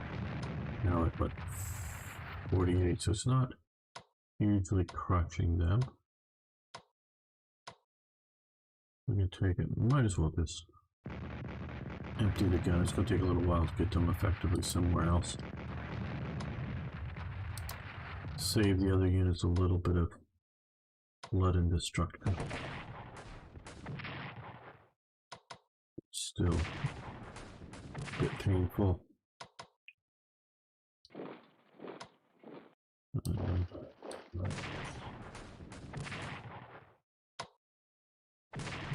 There we go.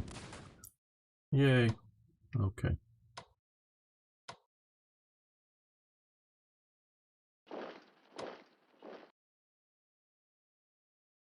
Okay, the Belgian defenses have crumbled.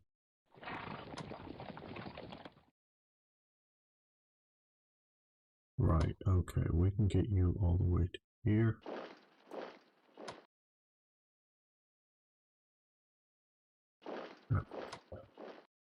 Push on them.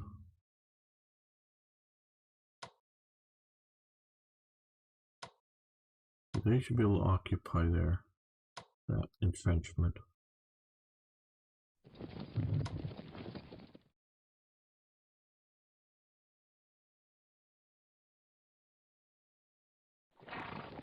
So we're going to be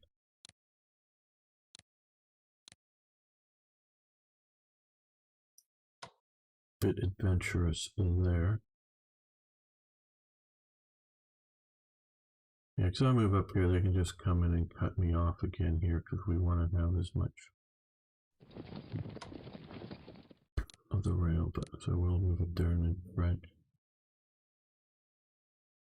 Okay, well, because if I move right next to it, there's going to be somebody there. It's going to go, oh, you made contact, pump, oop. Yep, see, I hate, because I knew I was going to take that. I just didn't have, well, I guess I had him here that might have, yeah. Okay, learn from my mistakes, people. I could have moved him up to here. He would have seen around there and spotted it, and I wouldn't have had that ugly sort of assault situation here. I don't think they're, again, I keep saying that they're going to assault out of the fortress. They just never do quite as well. But he is in a fortress there. He only has 2 points. Well, we're going to work on cutting that off.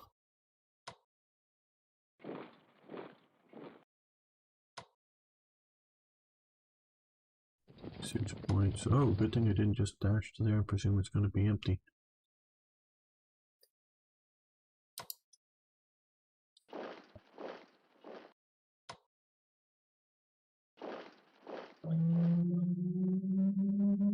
These 2 guys, let's see, can we get them fully reinforced? Yeah, like it. Yes, that's why we have to have those forts destroyed.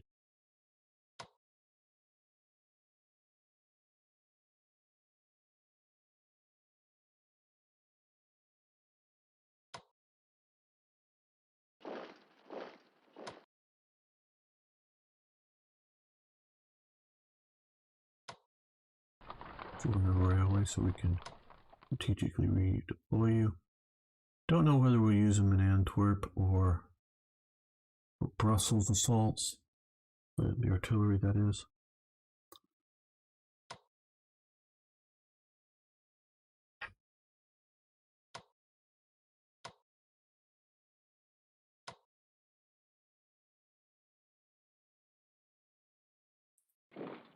Yeah, you have 4 action points, so you're going to come up here and entrench. Now he's not going to stay out there. That is a little too far out there. So he's going to come back to here and entrench.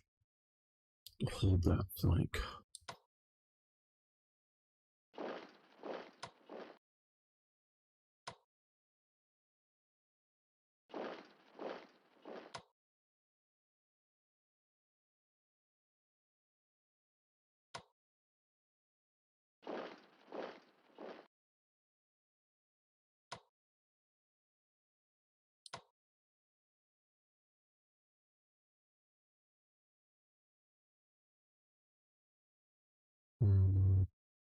Oh, I sort of like the idea of pushing through here since I have the railway.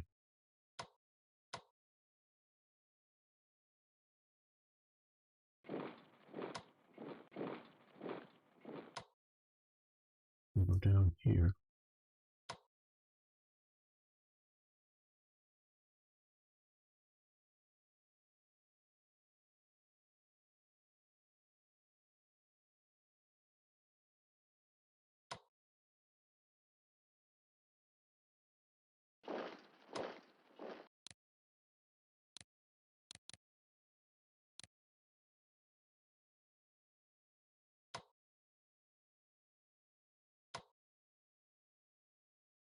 Flank you. Now we're going to entrench. Nope, straight south. So next turn he will be in a world of hurt if he doesn't move.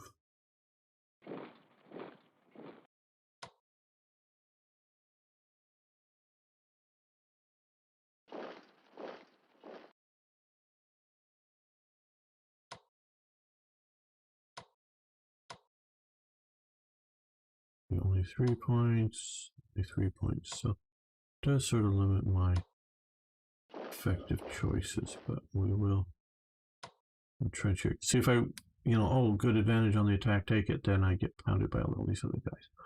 So entrench. Trench, which does rather, I really believe the Strategic Command series is best when it's doing World War One compared to World War Two. I mean, World War Two is good to very good. It's very good to great when the Strategic Command game when it's doing World War One. That's at least my opinion of it. Just bought the game since it's on sale. I have Classic. Okay, this looks better. I'm a big World War One buff as well, of course. Hello, K. Cole. How you doing? If you haven't already, I'll keep poking people. Please subscribe to the channel. But yeah, no, this is great. Now, if you like the looks of this game and you open your game up and it doesn't look like this, I am using the Blue Max mod. I should maybe say that more often. But the Blue Max mod is a free downloadable mod, and all it does is change sort of the graphical look. I like these. You still got the NATO symbols for the unit types and sizes, plus the men. So it's sort of a mix of symbology. And they do develop over time into the painted stall helm and whatnot for later in the war as you upgrade the quality or the technology of the equipment. The French end up with helmets instead of their red caps and that kind of thing. So if you get your game out and you go, hey, it doesn't look like what I saw played here. This is just a cosmetic mod. Doesn't change it. You can still, when you play multiplayer with other people, you can use it. Doesn't affect gameplay at all. But yeah, so I have not played the Classic, so I cannot, reliably, shall we say, compare Classics to this. Okay, it looks like we might be able to do some good here. Okay, it really does. So, okay, we have our aircraft. It's just down there, but it's too far away. So let's, one looks like I can get the most damage for the least hurt.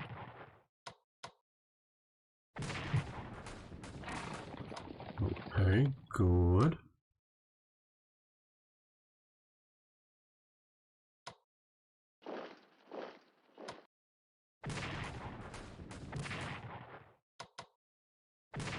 Kill the unit, that's what I want to do. I want to kill the unit. Don't want to fiddle around with the unit. Don't tickle them, boot them. Okay, now he is attacked, so he can't entrench. But he has not attacked, so he can entrench.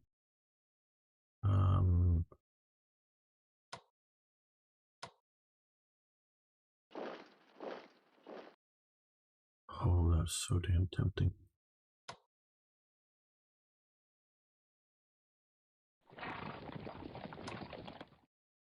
Yep, we're gonna do it. I can kill a unit. Oh, I want to do this.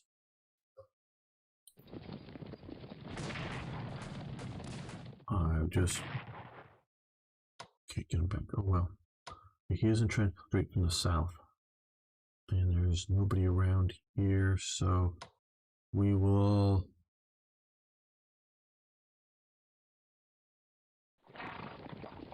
yeah. Well, we won't go too far out. Let's just, we want to protect him. Let's just move up to here and entrench. Yeah, that looks like the best play. That'll probably save him. Keep saying these things, they don't turn out to be true.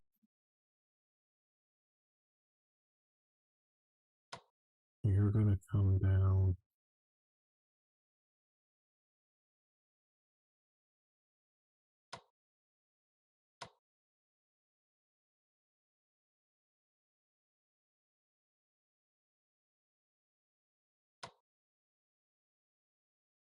That's 4, so you're gonna come here and entrench.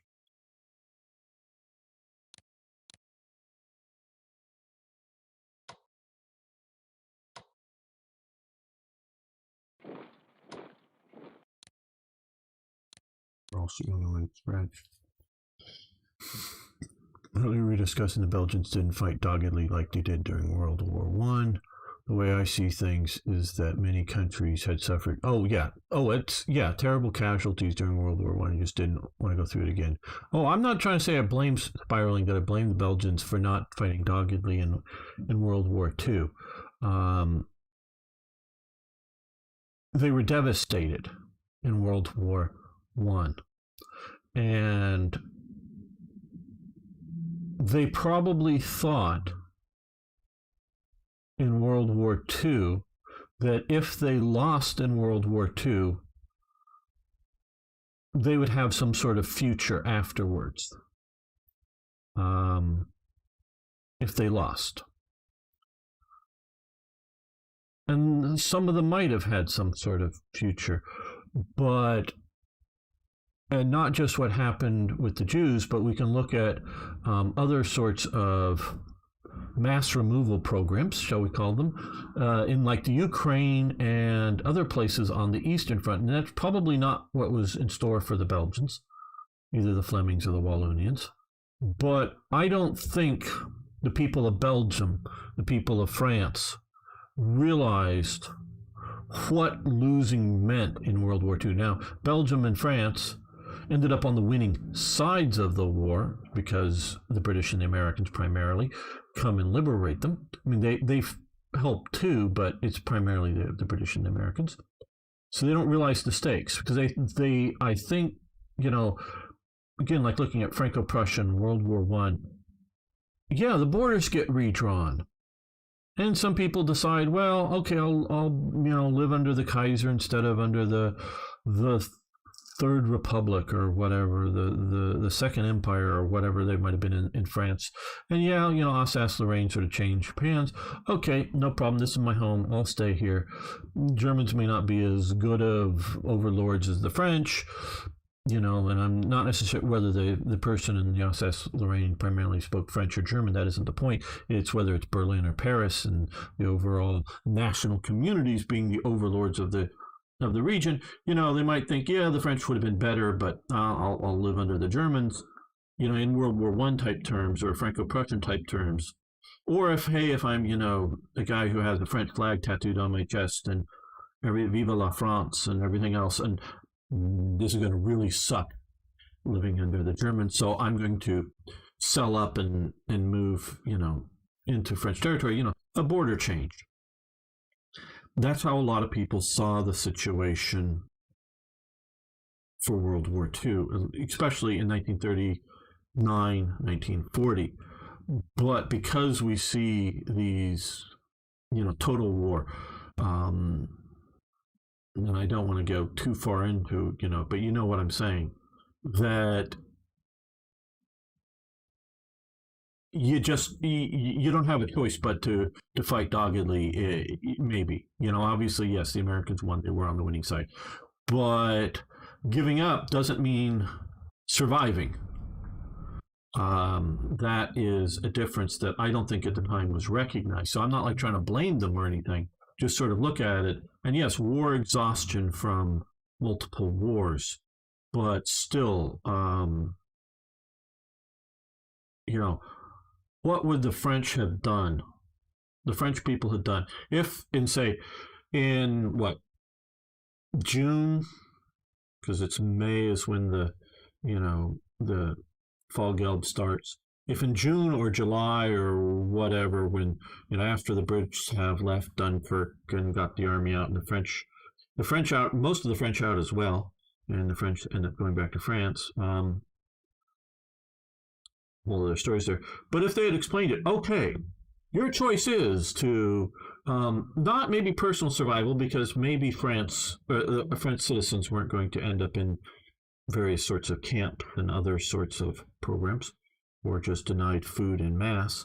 Let's just say your personal survival isn't necessarily at stake here, but France will be erased from the map. You will now be subjects, not citizens, but subjects of the, new German Reich. What do you think the French would have done at that point? the French soldiers probably, if their military units were not functional as a fighting force, would have just taken their rifles and headed into the woods and just started guerrilla warfare immediately, and to a point and to a level that was beyond anything that does happen in France during World War II, but would have made the German occupation in 1940 almost untenable. You know, a German appears out on the street in, you know, less than 5 Germans in a group appear on the streets in Paris. The people of Paris will come out with their knives and pitchforks and just start stabbing them. I know they don't have pitchforks in the city. And just anywhere they move in any sort of unit, they just get sniped at. And yeah, the Germans are razing cities and butchering everybody there. It's just going to turn into a total war if they really thought France was over. Not just their personal lives or liberty, but if they thought France was going to be over. They didn't think France, and obviously it ended up not being that. But yeah, I'm coming to the end of the stream here. But as we can see, whether it's Alexander, Napoleon, or Hitler, ambitions grow as success grows. Napoleon, when he, and I was saying this the other day, when he was in charge of the artillery at the siege of Toulon, when they're kicking the British and the Allied forces out of, the Royalist forces out of Toulon during the French Revolution, I don't even think he's thinking he's going to be, or planning or scheming to be the next leader of France at that moment. Now, after he successfully marches the army down through Italy and done, you know, amazing conquests down in his Italian campaign, well, now his ambitions are growing, personal ambitions. And then after his his success but failure of the navy in Egypt, he does come home and eventually overthrows the Directory and takes over France. So his personal ambitions are growing, and same with his sort of French Empire ambitions keep growing. At first, he's an ally with Spain and the Spanish monarchy, and then he, you know, wants to take it over for himself, which was a stupid fucking move because they were quite reasonably, you know, willing to be, you know, an ally. But he wants to put his own, you know, family on the throne and whatnot, and which gets the Spanish people in this, like a, you know, this mass uprising. And Napoleon never really understood what happened in Spain, because when he switches monarchies in other countries, it doesn't happen like that through history. So yeah, if people understood the stakes they were fighting for in 40, whether it's for Belgium or France or whatever, they would have fought harder and more doggedly.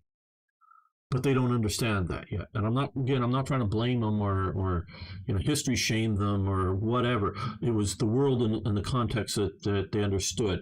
But still, because I label what I do as here as historical commentary, not just trying to give you facts, but ideas and concepts that affect history. It's important to understand you know, what happens in World War I for Belgium affects Belgium and what they do in World War II. They build fortresses that they think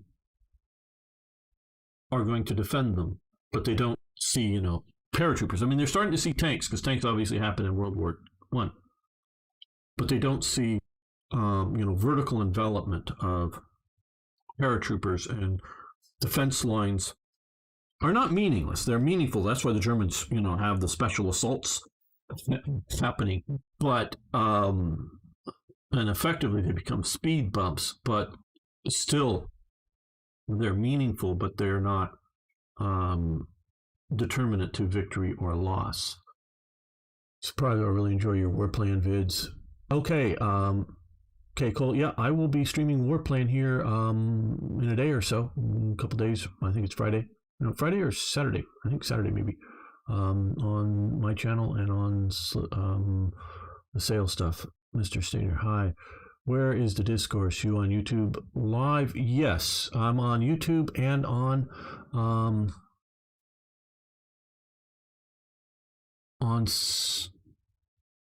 Twitch, and I'm on Steam at the moment as well.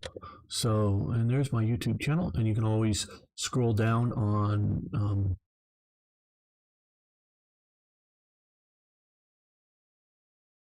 Twitch to see the link to my YouTube channel. Yeah, such as Ebenemal. Yeah, exactly. And so, Ebenemal is sort of the famous fortress with the gliders that land on top of it. But there are others, and those are basically built in response to the Nazis coming to power and the potential threat that they may face. And those fortresses would have been probably effective enough at delaying a World War I type with a few extra tanks, in support. A World War I type assault on Belgium long enough so that the French and possibly the British Army can get in there and entrench and get fully in and not be hitting the flank, or because they're hitting the flank as they're moving north and are pinned while the Ardennes offensive sweeps up around behind them. But had those fortifications been effective here, they could have come in, get fully entrenched. There would have been enough time, come in and the Dutch defenses that did exist, including the special Dutch defense of sinking their country below the sea to hide it from the Germans, could all come in and maybe effectively work. Probably would have without the overwhelming motorization of the German forces compared to World War I, at least, and the speed and ferocity of the attack. And because even if they didn't have the special assaults, Germans had railway guns. Germans had enough bombers. They could have just wrecked the hell out of those fortresses in a few days, and they could have moved. It just would not have been as dramatic or as swift or whatever. And they were using paratroopers and I think some gliders to secure some of the bridges intact. It's been years since I've read some of the details of the campaign. But yeah, so they didn't quite understand the future of war. And I'm not trying to blame, like I say, but just explain how I see it. Okay, guys, so I think this is going to be ending. Mr. Stanner, I try to keep on multiple platforms. So I normally stream both on Twitch and YouTube. So just in case something goes wrong on one or the other, I'm still around. So okay. So thanks everyone. I will be doing another one Friday afternoon at about the same time, and then Saturday and Sunday mornings at 8 a.m. Pacific time, I will be doing other games. So see you all later, everybody. Thanks so much. I really do appreciate it.